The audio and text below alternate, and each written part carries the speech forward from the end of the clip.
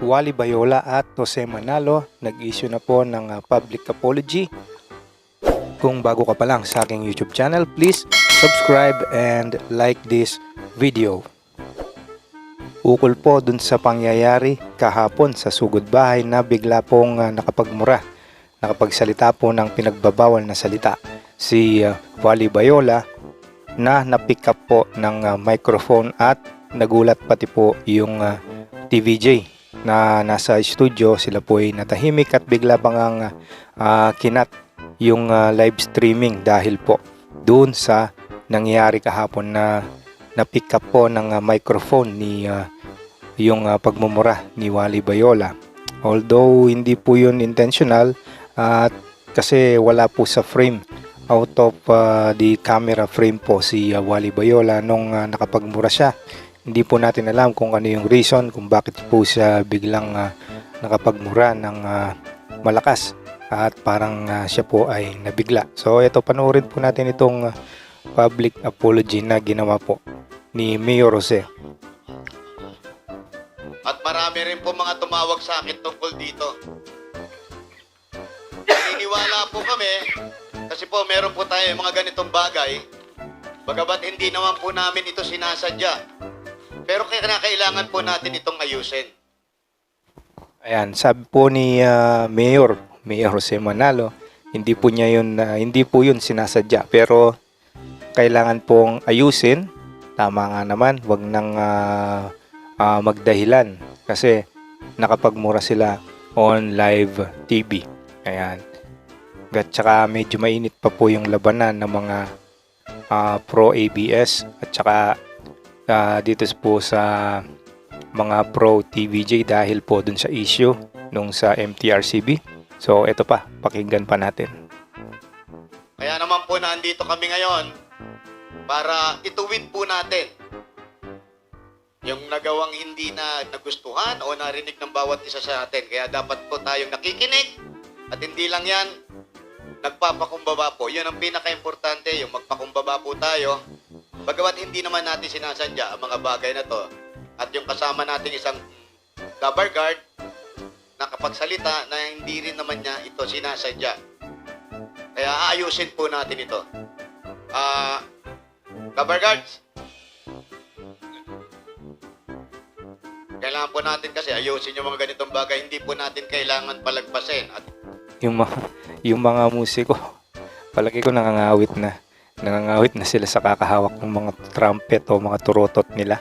So tuloy-tuloy po tayo sa dapat konsintihin kung sinasadya o hindi man sinasadya, kaya hindi, kailangan po nating ayusin to.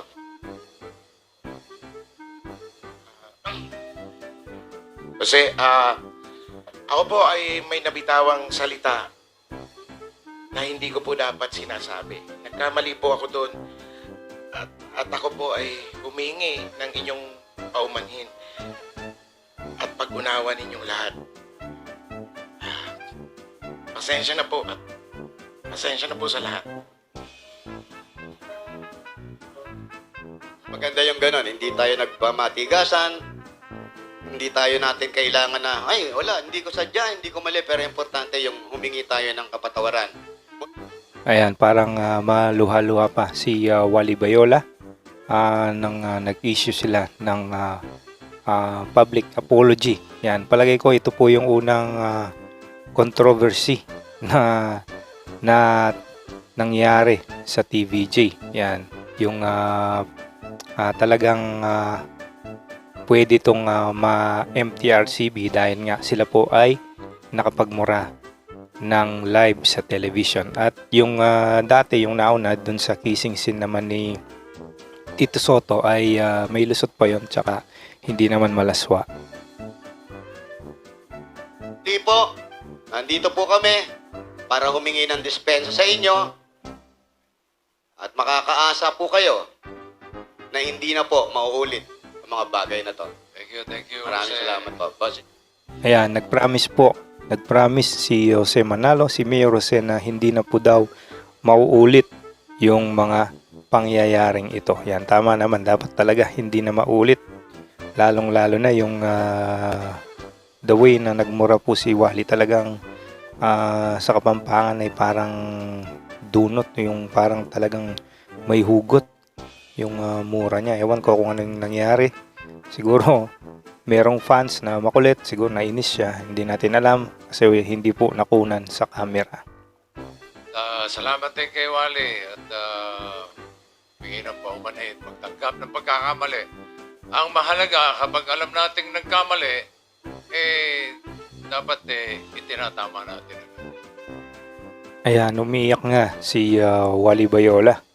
Kung matatandaan ninyo, mga ilang taon na po yon nung nakalipas, nung nagka-skandal si Wally. Siya po ay nasuspindi at kinalaunan ay pinatawad naman ng TVJ, yung pamunuan doon ng Itbulaga, at siya po ay nag-public apology din. At ganito rin po halos yung pangyayari, umiyak din po siya on live TV.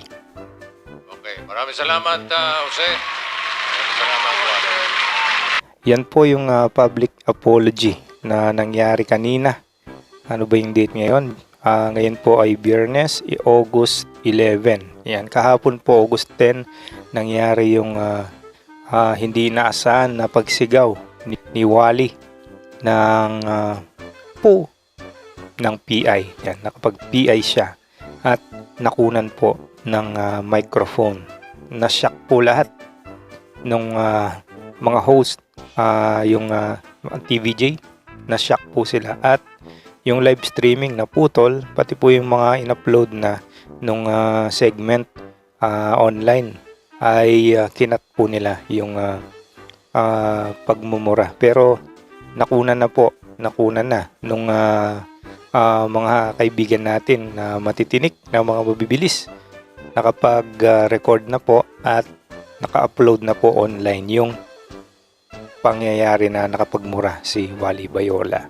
At yan po yung public apology kanina sa sugod bahay ni Wally Bayola at sinamahan na po ni Mayor Jose Manalo. Ayan. Marami pong salamat sa panonood, at kung bago ka pa lang sa aking YouTube channel, please like, share, and subscribe.